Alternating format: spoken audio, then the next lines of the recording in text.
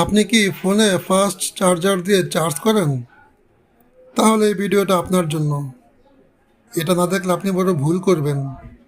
কারণ অনেকেই জানে না ফাস্ট চার্জিং ব্যাটারির জন্য নিরাপদ না বিপজ্জনক।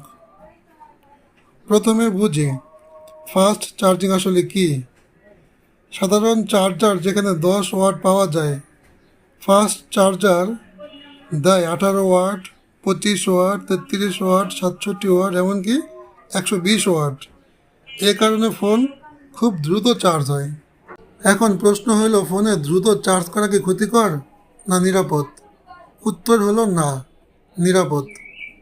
কারণ বর্তমানে প্রতিটা মোবাইলে স্মার্ট চার্জিং চিপ দেওয়া থাকে, টেম্পারেচার কন্ট্রোলার দেওয়া থাকে, ব্যাটারি প্রোটেক্টর সিস্টেম দেওয়া থাকে। এই প্রযুক্তি ব্যাটারি নিরাপদ রাখে। তাই সঠিক চার্জার ব্যবহার করলে ফাস্ট চার্জিং ক্ষতিকর না। ব্যাটারির ক্ষতি কখন হয়?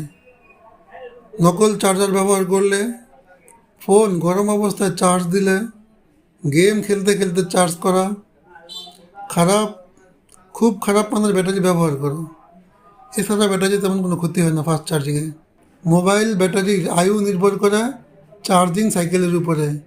সাধারণ ব্যাটারিতে 500 থেকে 800 সাইকেল দেওয়া থাকে। তাই ফাস্ট চার্জিং ভয় পাওয়ার কিছু নেই, কিন্তু সঠিক ব্যবহার করা জরুরি। এমন আরও মোবাইল টিপস জানতে টেক কেয়ার বাংলাদেশ চ্যানেলটি সাবস্ক্রাইব করুন। ভিডিওটা ভালো লাগলে একটা শেয়ার করে দেবেন, একটা লাইক করে দেবেন। আসসালামু আলাইকুম।